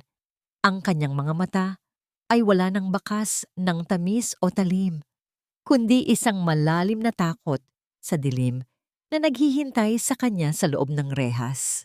Guilty on all counts, ang tinig ng hukom ay kasing lamig ng semento. Naramdaman ni Maya ang isang matinding bugso ng emosyon, hindi kagalakan, kundi isang malalim na buntong hininga ng paglaya. Ang bawat gabi ng pagluha sa ulan, ang bawat hapdi ng kanyang tahi, at ang bawat sandali ng takot para sa kanyang anak ay tila nabigyan na ng tuldok. Lumingon siya sa likuran, kung saan karga ni Mang Ben ang munting si Leonardo. Ang sanggol ay mahimbing na natutulog. Walang kamalay-malay na ang kanyang kinabukasan ay muling naibalik sa mga kamay ng kanyang ina. Matapos ang hearing, habang inilalabas na ang mga akusado, isang pamilyar na tinig ang bumasag sa katahimikan ng hallway. Maya! Maya, anak, makinig ka! Sigaw ni Doña Imelda habang pilit na humahabol sa kanya. Ang kanyang mga alahas ay wala na at ang kanyang buhok ay gulo-gulo dahil sa kadesperaduhan. Huwag mong hayaang mabulok ang anak ko sa loob. Kami na lang ang pamilya mo, Maya. Isipin mo ang sasabihin ng ibang tao kung ang ama ng anak mo ay isang kriminal. Maawa ka sa amin. Bigyan mo kami ng panggastos kahit maliit na halaga lang. Tumigil si Maya sa paglalakad at hinarap ang matanda. Ang kanyang mga mata ay wala ng bakas ng galit, kundi isang malalim na pagkaawa para sa isang taong lulunurin ng sariling kasakiman hanggang sa huli. Ang pamilya, Doña Imelda, ay nagtutulungan sa hirap at ginhawa, hindi nagtatapon ng sariling dugo sa ulan para sa pera. Mahinahong wika ni Maya. Ang hiya na sinasabi niyo ay wala na noong gabing pinalayas niyo ako habang nagdadalang tao. Ang tanging maibibigay ko sa inyo ay ang pagkakataong pagbayaran ang inyong mga kasalanan ng may dangal. Huwag na kayong lalapit sa akin o sa anak ko. Pinanood ni Maya ang pagbagsak ni Imelda sa sahig. Humihikbi at nagsusumamo sa mga taong hindi na nakikinig. Ito ang karma na matagal nang hinihintay ng mga manonood. Ang makita ang mga mapagmataas na kinakain ng sarili nilang alikabok. Bumalik si Maya sa sasakyan kasama si Attorney Valderrama. Habang binabagtas nila ang daan pauwi sa De La Vega Estate, inabot ng abogado ang isang lumang itim na notebook na nakuha mula sa lihim na vault ni Don Leonardo sa ancestral house. Madam, ito ang tinutukoy ng iyong ama na kalahati ng susi. Wika ni Valderrama, ang boses ay puno ng misteryo. Hindi ito susi ng bangko, kundi isang listahan ng mga tao sa gobyerno at malalaking kumpanya na matagal nang kinokontrol ng isang alyansa. At ang namumuno sa alyansang iyon, binuksan ni Maya ang notebook. Sa unang pahina, nakita niya ang isang pangalan na selyado ng pulang tinta. Isang pangalan na naging sanhi ng paghinto ng kanyang paghinga. Hindi ito si Marco, hindi ito si Sofia, Ito ay ang pangalan ng pinakamalapit na kaibigan ng kanyang ama, ang lalaking tumayo bilang pangalawang ama niya noong siya ay bata pa, si Senator Alfonso Ruiz. Si Tito Alfonso? Bulong ni Maya ang kanyang puso, ay tila pinipiga ng isang hindi nakikitang kamay. Siya ang tinutukoy ni tatay na tunay na kalaban? Siya ang nag-utos kay Marco na pakasalan ka, Maya, paliwanag ni Valderrama. Ginamit niya ang mga alkantara bilang mga pain para makuha ang mga lupain ng De La Vega nang hindi siya nadidumihan. At ngayong wala na ang mga alkantara, ikaw na ang kanyang direktang target. Biglang tumunog ang telepono ni Maya. Isang tawag mula sa isang hindi kilalang numero. Pagsagot niya, isang malalim at baritono na boses ang narinig niya, boses na puno ng huwad na pagkalinga. Congratulations sa panalo mo sa korte, Maya. Wika ni Senator Alfonso sa kabilang linya. Ang talino mo talaga. Parang ang tatay mo. Ngunit tandaan mo, ang korte ay laro lamang ng mga bata. Ang totoong laban ay nagsisimula pa lang. May hawak akong isang dokumento na magpapatunay na ang lahat ng yaman ni Leonardo ay nakuha sa ilegal na paraan. Kung ayaw mong mawala ang lahat, pati ang anak mo, alam mo kung saan mo ako mahahanap. Napatitig si Maya sa labas ng bintana habang ang ulan ay muling nagsisimulang pumatak sa salamin ng sasakyan. Ang katarungan laban kay Marco ay isang tagumpay, ngunit ang tunay na digmaan para sa kanyang jalat at para sa kaligtasan ni Leonardo ay ngayon pa lamang magsisimula. Sino ang Senator Alfonso Ruiz sa buhay ni Don Leonardo at anong madilim na nakaraan ang namamagitan sa kanila na kailangang bayaran ni Maya? Sa gitna ng karangyaan ng kanyang bagong buhay, naramdaman ni Maya na ang bawat ginto ay may kaakibat na dugo. Para nakitang tunay na anak, Maya. Kaya huwag mo akong pilitin na gawin ang isang bagay na pagsisisihan nating dalawa. Ang boses ni Senator Alfonso Ruiz ay puno ng huwad na tamis. Kasing lagkit ng pulot ngunit kasing pait ng lason. Nakaupo siya sa kanyang malaking silya sa likod ng isang mesa na gawa sa mamahaling mahogany. Ang paligid ay puno ng mga tropeyo at mga litrato niya, kasama ang mga makapangyarihang tao. Isang kuta ng kapangyarihan na tila hindi matitibag ng sinuman. Ang amoy ng mamahaling tabako at lumang papel ay humahalo sa lamig ng aircon na nagbibigay ng isang nakakasakal na atmosfera. Nakatayo si Maya sa gitna ng silid. Ang kanyang mga kamay ay nakakuyom sa gilid ng kanyang bag. Sa loob niyon ay ang itim na notebook ng kanyang ama, ang huling piraso ng katotohanan. Ang bawat salita ni Alfonso ay parang isang patalim na bumabaon sa kanyang puso. Ito ang lalaking tinawag niyang tito noong bata pa siya. Ito ang lalaking nagdala ng mga regalo sa kanyang mga kaarawan at nangakong poprotektahan siya nang mamatay ang kanyang ina. Ang pagtataksil na ito ay mas masakit pa sa ginawa ni Marco dahil ito ay nagmula sa isang taong pinagkatiwalaan ng kanyang ama hanggang sa huling hininga. Nakuha mo na ang hustisya laban kay Marco, Maya. Sapat na yun. Pagpapatuloy ni Alfonso habang dahan-dahang tumatayo at lumalapit sa kanya. Huwag mo nang ungkatin ang mga bagay na matagal nang ibinaon ng tatay mo. Ang De La Vega Builders ay lalago sa ilalim ng aking pangangalaga. Ibigay mo lang sa akin ang mga dokumentong hawak mo at sisiguraduhin kong ang anak mo ay lalaki sa pinakamarangyang buhay. Ang buhay na binuo sa kasinungalingan ay hindi kailanman magiging marangya, Senator. Ang boses ni Maya ay mahinahon, ngunit puno ng determinasyon. Akala niyo ba ay hindi ko alam? Kayo ang nag-utos kay Marco na akitin ako. Kayo ang nagbigay sa kanya ng puhunan para sirain ang dangal ng tatay ko mula sa loob. Ginamit niyo ang aming pamilya para itago ang inyong mga iligal na yaman. Tumigil ang senator sa harap ni Maya. Ang kanyang mapagkalingang muka ay biglang nagbago. Ang mga mata niya ay naging kasing talas ng agila, madilim at mapanganib. Masyado kang matapang, Maya. Pero tandaan mo, isang pirasong papel lang ang kailangan ko para palabasing ang lahat ng yaman ng tatay mo ay galing sa nakaw. Gusto mo bang lumaki ang anak mo na anak ng isang kriminal? Naramdaman ni Maya ang isang matinding panghihina sa kanyang mga tuhod. Ang takot para sa dangal ng kanyang ama at sa kinabukasan ni Leonardo ay tila isang malaking alon na nagnanais siyang lunurin. Ngunit sa sandaling iyon, naramdaman niya ang ukit ng naras sa kanyang palad, ang bulaklak na gawa ni Don Leonardo. Naalala niya ang huling video message ng kanyang ama. Ang katarungan ay hindi laging madali, Maya, pero ito ang tanging daan patungo sa kapayapaan. Dahan-dahang kinuha ni Maya ang itim na notebook at inilapag sa mesa. Hindi ko ibibigay ito sa inyo, Senator, dahil ang notebook na ito ay wala na rito. Anong ibig mong sabihin? Singal ni Alfonso, ang kanyang boses ay naging aspero.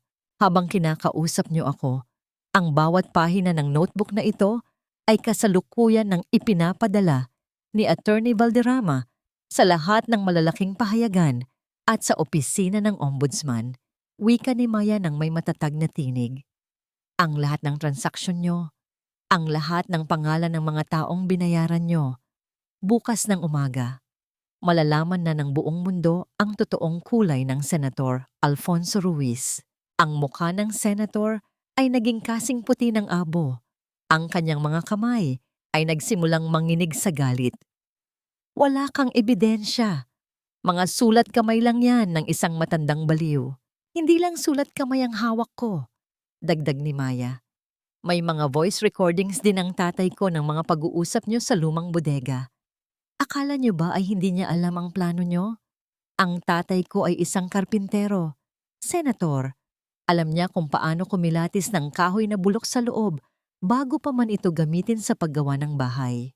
Sa gitna ng tensyon, ang tunog ng mga sirena ng sasakyan ng pulis ay nagsimulang umalingaw-ngaw mula sa labas ng mansyon. Ang bawat pagpito at ang asul at pulang ilaw na sumasalamin sa mga bintana ay tila mga hudyat ng pagtatapos ng isang madilim na kabanata. Napaupo si Alfonso sa kanyang silya, tila isang rebultong biglang nawala ng suporta. Ang lahat ng kanyang kapangyarihan, ang lahat ng kanyang koneksyon, ay naglaho na parang usok sa harap ng katapangan ng isang babaeng minaliit niya. Tandaan niyo ito, Senator, wika ni Maya habang papalapit sa pinto. Ang tunay na yaman ay hindi nasusukat sa dami ng ginto, kundi sa linis ng budhi na maiiwan mo sa iyong anak. Isang bagay na hindi nyo kailanman maiintindihan. Lumabas si Maya ng mansyon, sinalubong siya ng sariwang hangin ng gabi. Ang ulan ay tumila na, at sa langit ay nagsisimula nang sumilip ang mga bituin. Ramdam niya ang isang uri ng kagaanan na hindi niya kailanman naramdaman noon. Ang digmaan ay tapos na. Ang mga ahas at ang dragon ay nagapi na. Ngunit habang papalapit siya sa kanyang sasakyan, kung saan naghihintay si Mang Ben at ang munting si Leonardo, isang figura ang nakita niyang nakatayo sa tabi ng puno. Isang babaeng may dalang isang lumang basket ng mga bulaklak, nakatingin sa kanya ng may isang pamilyar na ngiti. Isang taong hindi niya inaasahang makikita pa sa sandaling ito ng kanyang tagumpay. Sino ang babaeng ito? At anong huling mensahe ang dala niya para kay Maya bago ang tuluyang pagbubukas ng isang bagong pahina ng kanyang buhay?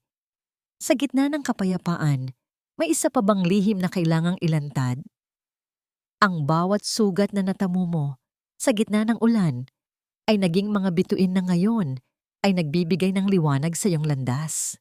Ang boses na yon ay hindi nanggaling sa isang kaaway, kundi sa isang matandang babaeng nakatayo sa ilalim ng puno ng nara, si Aling Rosa, ang babaeng nakatira sa maliit na dampa sa tabi ng dating talyer ng kanyang amang si Leonardo. Hawak niya ang isang basket ng mga puting bulaklak. Ang bango nito ay humahalo sa amoy ng basang lupa matapos ang ulan. Ang kanyang mga mata ay puno ng kislap ng kagalakan. Tila ba nakikita niya ang anyo ni Don Leonardo sa mukha ni Maya? Napatigil si Maya. Yakap-yakap ang munting si Leonardo sa kanyang dibdib. Ang bata ay mahimbing na natutulog. Ang maliit na kamao nito ay nakakapit sa damit ng kanyang ina. Sa sandaling ito, ang lahat ng ingay ng mga sirena ng pulis at ang kaguluhan sa mansyon ni Senator Alfonso ay tila naging malabong bulong na lamang sa hangin. "Aling Rosa, anong ginagawa niyo rito?" tanong ni Maya. Ang kanyang boses ay puno ng pagtataka at init. "Narito ako para ibigay ang huling piraso ng iyong mana, Maya," wika ng matanda habang lumalapit at iniabot ang isang maliit na sobrang gawa sa abaka. Hindi ito pera at hindi rin ito titulo ng lupa. Ito ang mga liham ng pasasalamat mula sa mga taong tinulungan ng iyong ama ng lihim. Gusto niyang malaman mo na ang tunay na pundasyon ng De La Vega Builders ay hindi semento o bakal, kundi ang mga buhay na muling nabigyan ng pag-asa. Binuksan ni Maya ang sobre at binasa ang ilang mga sulat. Ang bawat salita ay punong-puno ng pag-ibig at pasasalamat mula sa mga pamilyang binigyan ng bahay, mga batang pinag-aral, at mga inang nasalba sa hirap. Sa puntong ito, tuluyan ng umapaw ang mga luha ni Maya. Mga luhang hindi na galing sa pait, kundi sa isang matinding kagalakan at pasasalamat. Ang kanyang amang si Leonardo ay hindi lamang isang bilyonaryo. Siya ay isang bayani sa paningin ng mga taong walang-wala. Lumipas ang ilang buwan. Ang ingay ng lungsod ay napalitan ng tunog ng mga martilyo at lagari sa isang malawak na lupain sa labas ng Maynila. Hindi ito isang bagong subdivision para sa mga mayayaman, kundi ang bahay ni Leonardo, isang kanlungan para sa mga kababaihang biktima ng pang-aabuso at mga inang itinapon ng lipunan. Nakatayo si Maya sa harap ng malaking gate ng center. Suot ang isang simpleng bestidang asul. Sa kanyang tabi ay si Attorney Valderrama at si Mang Ben na ngayon ay nagsisilbing tagapangasiwa ng estate. Ang bawat sulok ng gusaling ito ay dumaan sa kanyang paningin. Tinitiyak na ang bawat kwarto ay punong-puno ng liwanag at pag-asa. "Madam Maya, may bisita po kayo," bulong ni Mang Ben. Lumingon si Maya at nakita niya ang isang babaeng nakaupo sa isang bench sa malayo. Ito ay si Doña Imelda. Ang matanda ay wala na ang dati nitong kayabangan. Nakasuot siya ng simpleng damit at ang kanyang mga mata ay puno ng lungkot habang nakatingin sa kawalan.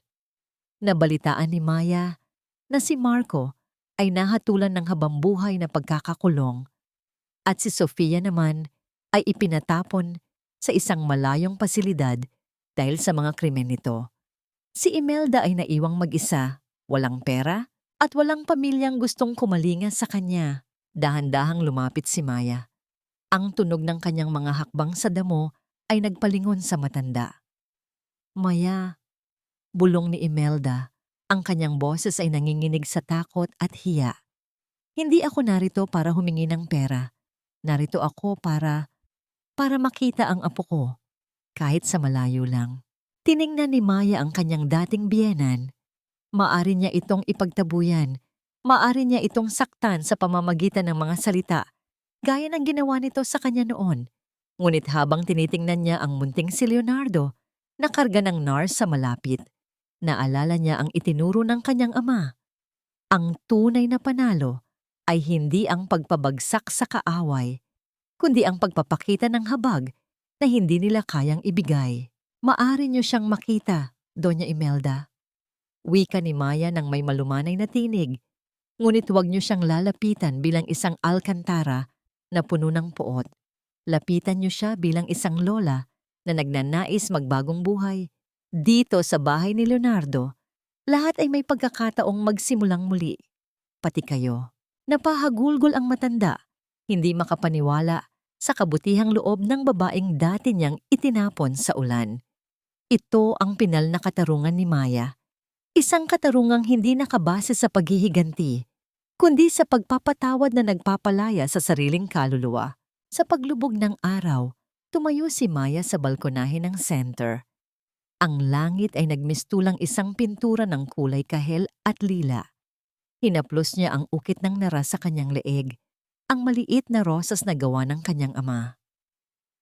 Ramdam niya ang isang banayad na ihip ng hangin na tila humahaplos sa kanyang buhok, isang bulong mula sa langit na nagsasabing, "Mahusay anak ko, ipinagmamalaki kita." Ang munting si Leonardo ay nagising at humawak sa kanyang daliri.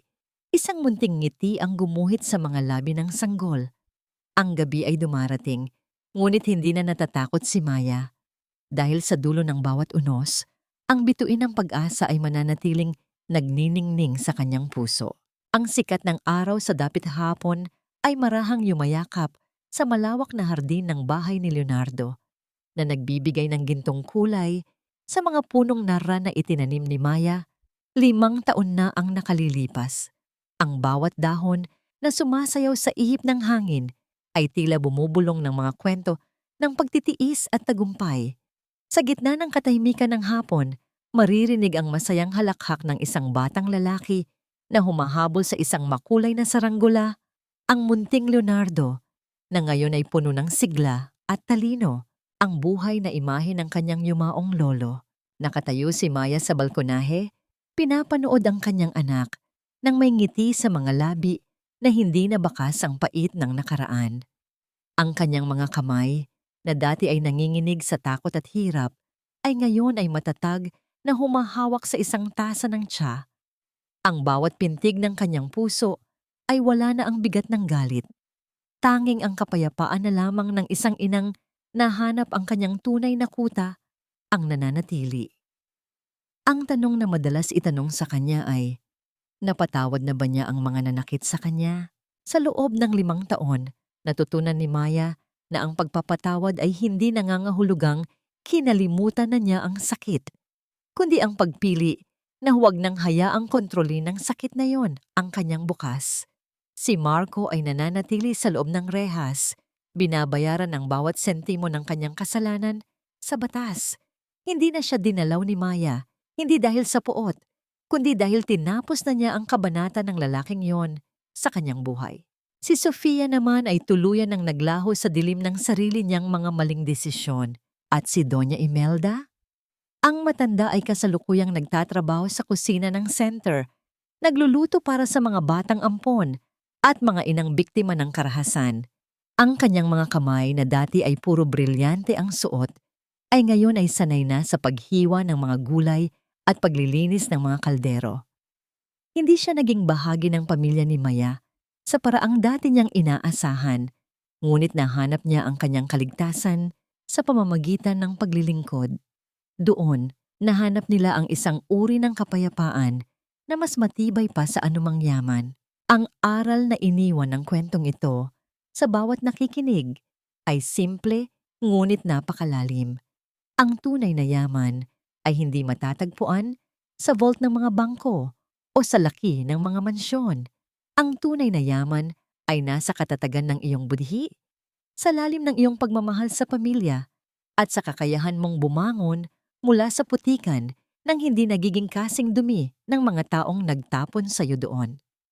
Ang bawat ulan sa ating buhay ay hindi dumarating para lunurin tayo, kundi para linisin ang ating landas patungo sa isang mas maliwanag na bukas. Sa paglubog ng araw, naramdaman ni Maya ang isang pamilyar na init sa kanyang likuran, tila isang espiritual na yakap mula sa kanyang amang si Leonardo. Ang ukit ng nara sa kanyang leeg ay muling kuminang. Alam niya, saan man siya dalhin ng panahon, ang diwa ng kanyang ama, ang diwa ng katapatan, katarungan, at wagas na pag-ibig ay mananatiling nakaukit sa pundasyon ng kanyang pagkatao. Ang bahay ni Leonardo ay hindi lamang gusali. Ito ay isang monumento ng pag-asa. At habang may mga inang lumalaban at mga batang nangangarap, ang sulo ng kanilang pamilya ay hindi kailanman mamamatay. Sa dulo ng lahat, ang pag-ibig pa rin ang huling salita. At sa puso ni Maya, ang salitang yon ay sapat na upang punan ang bawat puwang na iniwan ng nakaraan.